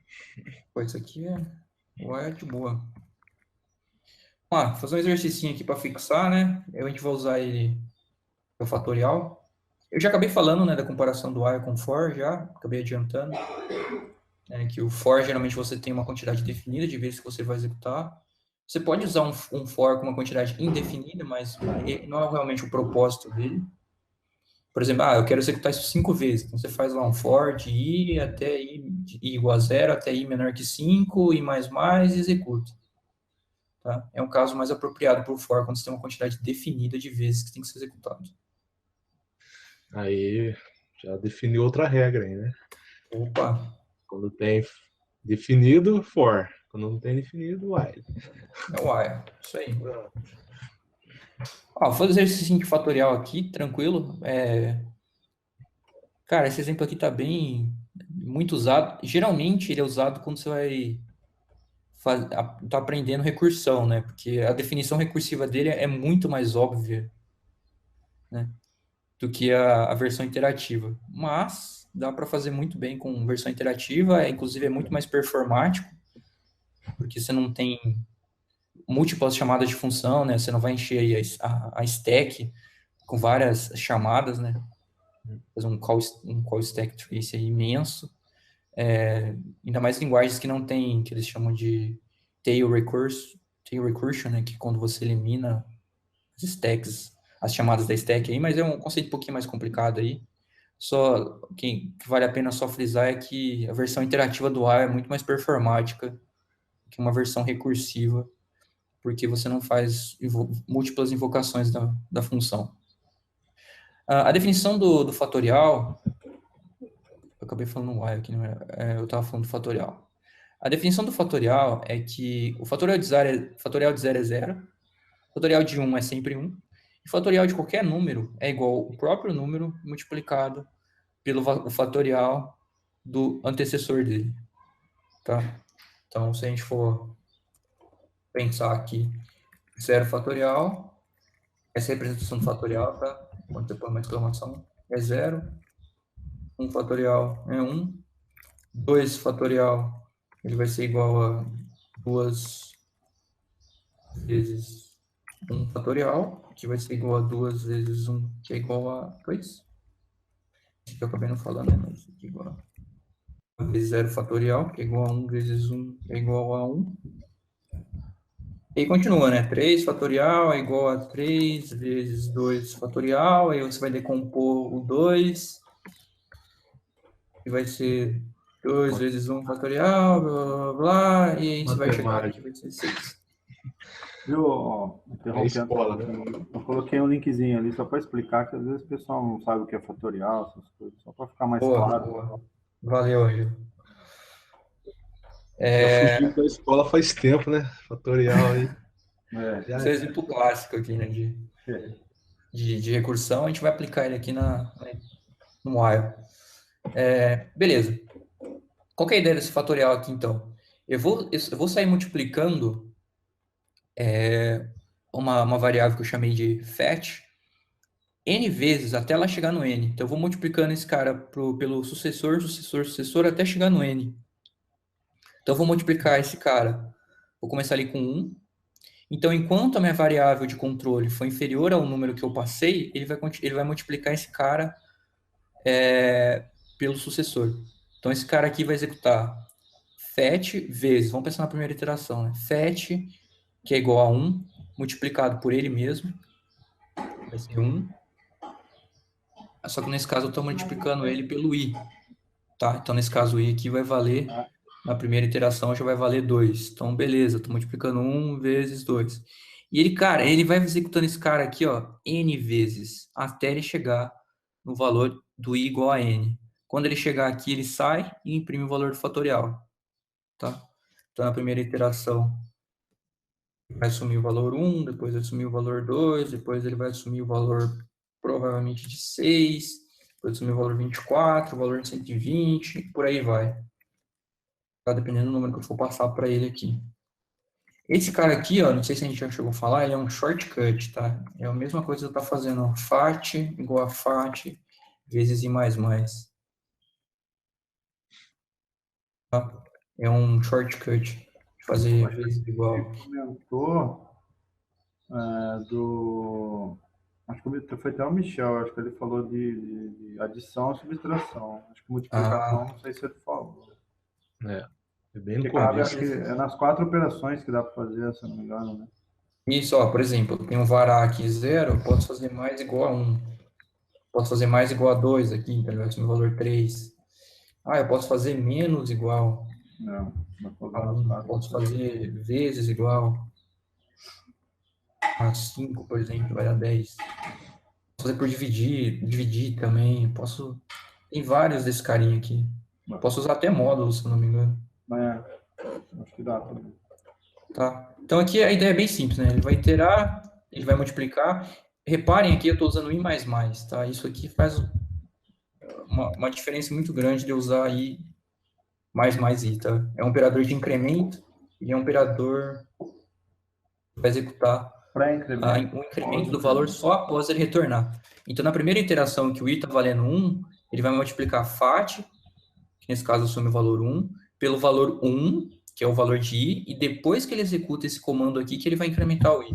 Então, i vai valer 2, só aqui, ó. I vai valer 2, na linha de baixo. Aí, na linha de baixo, na realidade, ele já vai voltar para o começo do while e continuar executando. É pré e pós, né? Incremento. Isso, é o que eu estava esquecendo, cara. Isso aqui é pós-incremento, esse aqui é pré-incremento. Perfeito. Aí, se a gente executar esse carinha aqui, retorna o fatorial para a gente, dos números de 0 a 5. Depois que eu imprimi aqui no console. Tranquilo? Beleza. Talvez o pessoal enrosque só no fatorial, né? Mas vocês viram a definição que o Ângelo mandou aí? Tem um linkzinho ali. Às vezes eu vou até mandar um outro, que às vezes acho que está meio complexo no Wikipedia. Deixa eu mandar um outro mais. Está um pouco mais explicado, melhor. Aí tem 2. Beleza. Só para ficar. Às vezes essas coisas de matemática a gente tem que dar uma olhadinha, ver há muito tempo, sei lá. Concordo. Tem muita coisa que tem que ficar relembrando também. É que fatorial não é uma coisa que você vai ficar implementando no seu emprego, por exemplo, seu trabalho aí, né? Os caras não vão pedir para você ficar implementando não é de uso diário, né? Só, acho que vai dar tempo, hein? Para fechar agora é só o do while, que é basicamente como se fosse o while aí, só que uma condiçãozinha depois. Vamos lá, do while, definição. O do while, ele é o irmão quase gêmeo do while, né? Vamos dizer assim, eles são bem parecidos. A ideia do while é que você tenha a condição para que o seu bloco seja executado no final do statement, né? Isso reflete no fato de que o do while você executa uma ou mais vezes, né? Então ele sempre executa a primeira vez e depois que ele executa ele vai fazer a comparação da condição no final. Então o while, como a gente faz a comparação no começo, ele pode inclusive não ser executado, mas no caso do while ele só faz a comparação no final, então necessariamente ele vai executar pelo menos uma vez. Vamos pegar um exemplo da estrutura básica aqui dele, a gente vê como que fica. Eu tenho o do, seguido por uma lista de comandos, tá? Repare que aqui eu coloquei o curly braces aqui, eu tenho uma lista de comandos. E aí você coloca a palavra while também, que é uma palavra reservada, e aí você vem a sua expressão booleana. Então, os seus comandos são postos antes da condição ser comparada. Então, ele executa esse cara uma vez, chega no final, ele compara a condição, se ela ainda for verdadeira, ele continua executando. Aí ele chega na comparação de novo, vê se ainda é verdadeiro e continua executando, por aí vai. Então, basicamente, ele compara no final e o while compara no começo. Tá? Bem, sendo mais pragmático possível é isso. Vamos pegar agora um exemplo básico, né? Eu tenho uma variável aqui, n, que assume o valor 0. E enquanto esse cara for verdadeiro, ele vai continuar executando. Qual que é a condição que torna ele verdadeiro? Se o meu valor for inferior a 3. É o mesmo exemplo do while que eu tinha feito aqui em cima, tá? Só que eu fiz com do while agora. Então, beleza. Ele vai assumir o valor 0. Ele chega aqui, ele incrementa o valor. Então, aqui o valor do while vai assumir o valor 0. Aí, quando ele executa esse mais, ele vai assumir o valor 1 aqui embaixo. Aí ele vai ver, 1 é menor que 3? Continua executando. Incrementa para o valor 2. 2 é menor que 3? Continua executando. Ele assume o valor 3. 3 é menor que 3? Não. Então, ele pula do while aqui e imprime o valor 3 aqui embaixo. Tá? É a mesma ideia. Opa. Beleza, imprimiu o valor 3. Só para ficar claro, vamos colocar um console.log aqui do valor n. Vamos colocar aqui iteração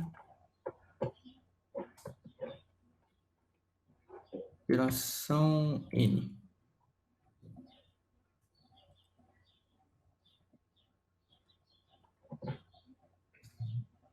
Iteração 0, iteração 1, iteração 2. É que como eu coloquei isso antes do incremento, né, ele vai incrementar só após. Se eu colocar aqui embaixo, ele vai imprimir para mim iteração 1, 2 e 3. Beleza. Então, necessariamente, ele vai imprimir esse cara pelo menos uma vez. Tá? Se eu fizer esse exemplo aqui com A, vocês vão ver que ele pode não imprimir esse valor. Então, vamos até voltar, por exemplo, do while lá.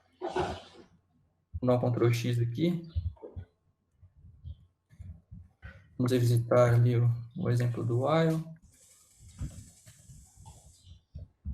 Definiu aqui em cima. Exemplo básico.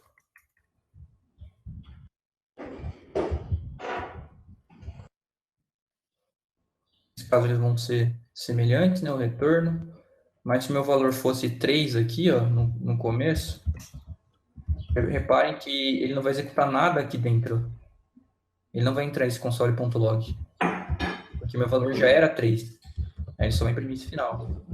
Agora, se a gente voltar o exemplo do while que a gente estava fazendo e colocar o valor inicial 3, que a gente fez com esse daqui, vocês vão ver que ele vai executar pelo menos uma vez, porque a condição está sendo comparada apenas no final do processo. Se meu valor do n fosse o meu valor 3 aqui, eu posso colocar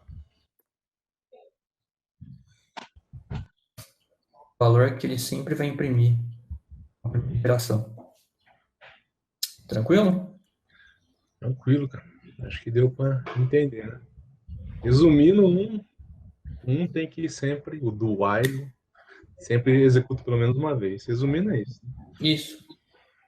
Ele sempre executa uma vez e a comparação fica sempre embaixo, né? Assim, ele sempre faz a comparação depois. Às vezes você precisa. Existe linguagem que é um pouquinho diferente isso aqui, né? Em linguagens como Pascal e Delphi, por exemplo, a gente tem o repeat, que é o repeat until.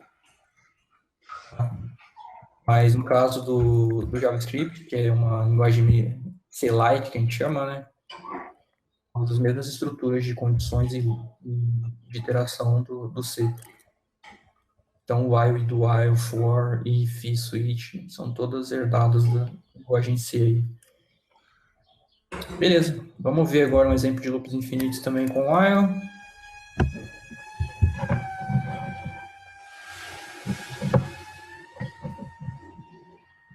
É o mesmo exemplo da outra vez, tá? Eu quis não variar muitos exemplos para a gente conseguir passar mais rápido. A gente faz o mesmo esquema de fazer um math.floor, math.random multiplicado por 10. Então, a gente randomiza aqui pseudo-randomiza, né? Um valor aleatório, a gente pega um valor aleatório e verifica se ele é par. Se ele for par, ele para. Se ele for ímpar, ele continua iterando. E aqui é um caso de while true. Tá? O while true, então, ele vai executar aqui para fazer a comparação só no final. Então, pelo menos uma vez esse while true vai ser executado. Beleza. Esse ele demorou uma iteração. Beleza, esse demorou 3 iterações. Esse demorou 3. Esse foi só uma. Por aí vai. É o mesmo exemplo do anterior, só que eu peguei o while que estava aqui em cima e joguei aqui para baixo. Legal. Aqui em cima. Bem simples também. Beleza, a gente vai estrutura básica, um exemplo básico, loops infinitos. Eu já falei que ele é executado uma ou mais vezes, tá? Só para reforçar aqui, a gente pode passar esse exemplo. Acaba adiantando as coisas que a gente vai falar, né? Mas tudo bem. Um caso aqui no valor n que igual a 100, e ele vai ser executado pelo menos uma vez, e quando ele chegar aqui embaixo, ele vai ver que essa condição é falsa, então ele já vai sair do while, porque o valor 100 ele é inferior ao valor 100 falso, então ele pega e não executa mais esse trecho de código. Se a gente for rodar esse cara, ele só imprime o valor 100 aqui. Tá, eu precisaria nem incrementar aqui, né? Na verdade, a condição já era falsa logo de cara. Né? Mas eu até incrementei aqui para ficar claro que esse é um looping, que a ideia dele é que fosse executado múltiplas vezes. Oi. Beleza. Vamos fechando, hein? Acabando. Eu já falei do while versus while, né? Qual é a função de cada um, e agora só fazendo o mesmo exemplo do fatorial aqui com o do while, tá? O que eu mudei? Praticamente nada. Inclusive, esse aqui é as últimas linhas de código que eu tenho. Então, o fatorial do while é a mesma coisa. Eu itero esse cara enquanto ele for inferior ou igual a n. Multiplico esse cara pela variável i, que eu vou incrementando. Então, ele vai sair do... Vai fazer multiplicando 1 vezes 2 vezes 3 e por aí vai. Vezes 4, vezes 5, até ele chegar no valor n que eu quero e retorna o valor do fatorial. Aqui ele vai ter a mesma saída, tá?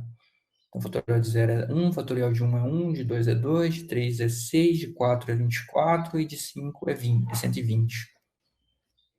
Tá? Mesma ideia. A diferença é que o while agora vai ser colocado no finalzinho aqui.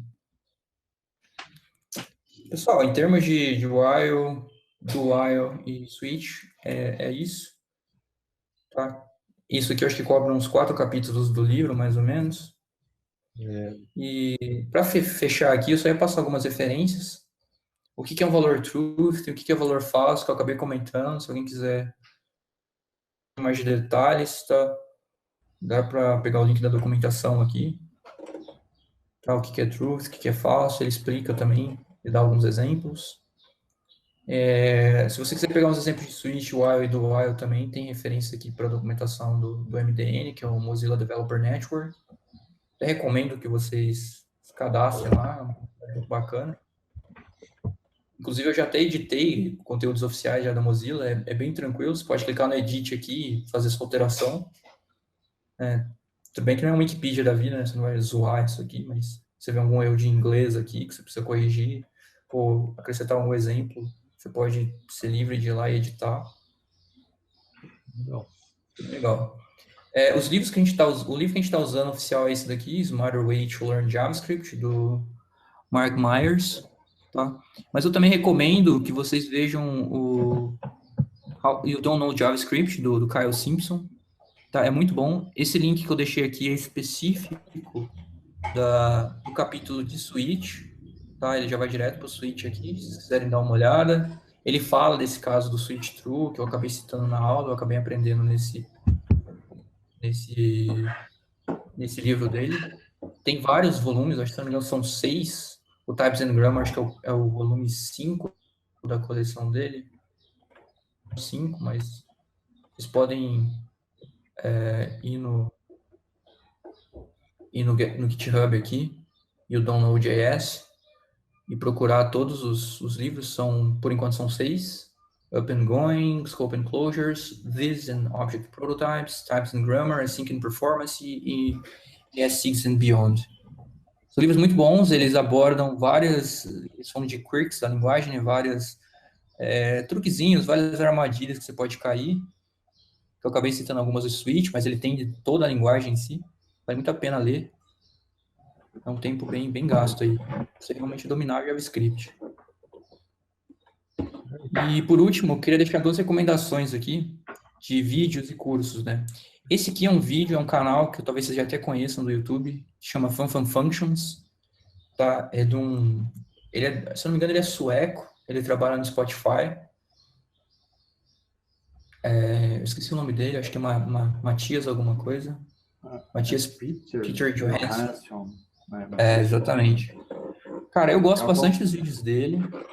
Sai Ele, toda segunda-feira os vídeos dele, né? isso. Ele fala bastante de programação funcional, né? Geralmente eu venho aqui na Fala. playlist, cara. É muito legal, cara. Eu venho aqui na playlist Muito do legal. All Functional Episodes e saio vendo. Tá? Ainda tô na temporada passada ainda, mas eu acho que vale muito a pena assistir. A única pena é que é em inglês, né? Mas, Exato. quer dizer, pena Exatamente. assim, para quem não sabe, no meu caso, né? Sim, Mas para quem pode ser um manja é empecilho legal pra aí, caramba. mas é um conteúdo bacana aí para quem já praticou um pouquinho de inglês, já consegue entender o básico. O inglês dele é tranquilo de entender, tá? Não é. Eu acho mais difícil de entender o inglês asiático, o inglês indiano, chinês, assim, mas. Dá pra quebrar um galho com o tradutor lá direto lá, né? Mas fica bem horrível, mas quando não tem outra Exato. opção, Fica meio zoado. Quando ele interpreta meio, baseado no áudio, né? Ele reconhece o áudio e tenta traduzir. fica horrível, mas Fica muito bom mesmo. E outro vídeo, eu acabei descobrindo esse curso aqui, eu acho que se não me engano ontem ou anteontem, que é o JavaScript 30, que é um curso do Esbros, se não me engano o nome do cara. E ele fala que você vai ter 30, você vai codificar JavaScript durante 30 dias com 30 desafios e fazendo 30 coisas diferentes, né? Então, basicamente, você vai ter um desafio aí por dia para fazer. E o que eu achei legal é isso aqui, ó. Você não tem framework, você não tem compiladores, nem nenhuma biblioteca e nenhum boilerplate. Então, uma basicamente, raça, né? cara, você vai pegar Vanilla JavaScript, aquele JavaScript puro, sem jQuery, sem Bootstrap na parte do front-end Documento, get, CSS. element, by, né? Você vai ter que escrever. Você vai ter que se valer aí só do JavaScript puro mesmo, API do DOM, nativa e Mas é ir legal. embora, cara. Eu achei bem legal. Eu comecei a fazer o primeiro aqui, que é o JavaScript Drumkit, Eu vi os caras mas postando isso aí ontem. tem uns exemplos bem legais aqui Slack. que dá para fazer. Assim, pelo que eu entendi, ele te dá o HTML e CSS para você começar e o foco é JavaScript mesmo, né? Então, Ele tem um material legal pra caramba de Flexbox também, cara. Você chegou a ver já? vi, cara, eu acho que é o Flexbox.io, se não me engano. Isso. Tem uma série de vídeos sensacional lá também, cara, pra quem quer entender o Flexbox. É muito legal. Eu comecei Mas a aí ver. é HTML, CSS, na verdade. Muito bom, é para CSS3, né? Isso. Muito bom também. Eu tô ingressando ainda no CSS, tô acompanhando esses Isso vídeos aí é aí. o negócio que para substituir problemas que a gente tinha lá, né, De com layout, né? float, essas coisas lá antigas, mano. Tô cansado de fazer Float, margem zero alto ali, ou fazer float left float para left, colocar os elementos um do lado do outro, ficar isso aí vem para resolver gerenciando isso aí. margem. Dá um trabalho razoável de fazer isso aí. Inclusive, acho que o Bootstrap implementou na versão 4, cara. Se eu não me engano. Pô, legal. Por isso você usa o Bootstrap, né? Chegou a ver, né? Sim, eu cheguei a fazer uns exemplos básicos de Bootstrap. Eu tô tentando evitar, que eu tô naquela fase dos programadores que você tá tentando fazer o menor uso possível de bibliotecas. Não, a melhor coisa que você faz, cara. Nem olha para entender o core tá? mesmo. Mas eu passei um pouquinho pro Bootstrap, sim. Acho muito legal. Acho que se bem usado. Eu acho que antes de entender o que é SAS, LES, todas essas coisas aí, cara, é melhor entender isso aí antes pra você pôr a mão. Minha opinião, né? Com certeza. Eu acho que é uma unanimidade isso daí na comunidade. Você tem que aprender o básico para depois se partir para pré-processador. É típico, a velha frase, começar a casa pelo telhado, né? Não vira, né? Exato. Beleza, de recomendações minhas, por enquanto é essa, tá? Desses dois. Tem muitas outras, mas eu não... Acho que esses dois aqui já é legal para começar a dar uma olhada para quem não viu. O Anjo tá falando de layout aí, eu tava dando uma olhada nesse CSS layout aqui também, que falam desses problemas aí de como que você centraliza um elemento, como que você coloca um do lado do outro, que é um problema que o Flexbox acabou resolvendo aí. CSS3. Com o tempo a gente vai chegar nisso também, eu acho. Box Model, né, cara? O famoso Box Model. Depois que a gente sair depois a gente sair do JavaScript básico, a gente vai resolver qual é o próximo passo. Tem uma imensidão de título aí para falar. coisa. Ixi, Tem. JavaScript, inclusive, dá para abordar até algumas bibliotecas depois, não tem preconceito nenhum. Até, na realidade, bibliotecas foi feito para usar mesmo, só que você tem que saber o que você está colocando ali no código, né? Você não pode sair colocando a torta direita ali, você não... Talvez você, eu estou usando Bootstrap, mas putz, que você precisa só do grid do Bootstrap, por exemplo. Você pode achar umas versões muito mais leves que você precisa. Sim. Você pode pegar só o que você precisa, né? A hora que você entende como que é separado ali, a estrutura do SAS, as coisas ali, você vê que dá para pegar só o que você precisa, né? Você não precisa importar tudo.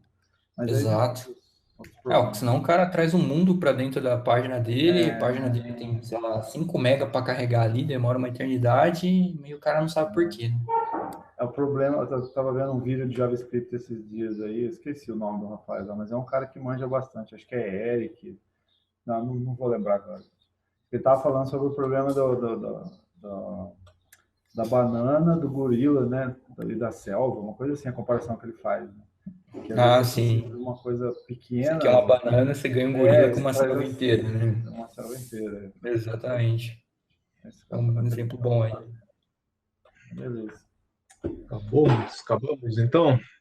Cara, na minha Chega. parte é isso. Se vocês quiserem comentar mais alguma coisa aí. Ó, quase no horário, hein? 11h59 aqui. Até meio-dia estamos aí. Bom, para variar, não apareceu mais ninguém. Apareceu o Conrado aí, mas ele sumiu. Só entrou e já sumiu. E é assim, viu, Elton? Parece lá 50 pessoas que vai aparecer, mas é sempre nós aqui só. Não, de boa. Vamos fazendo Só definir então para o que vai ser na próxima aula aí. Vou continuar. Vai ser o próximo capítulo do livro, provavelmente, né? Próximos capítulos aí. 40 e... O próximo já era. O próximo já era onde você coloca o script, se não me engano. Capítulo 43. Aí já começa daí, ó. O próximo é eu, aí eu começo daí. Tá. Vou falando. Belezeira? Tranquilo então, galera. Falou! Falou. Até mais. Até mais.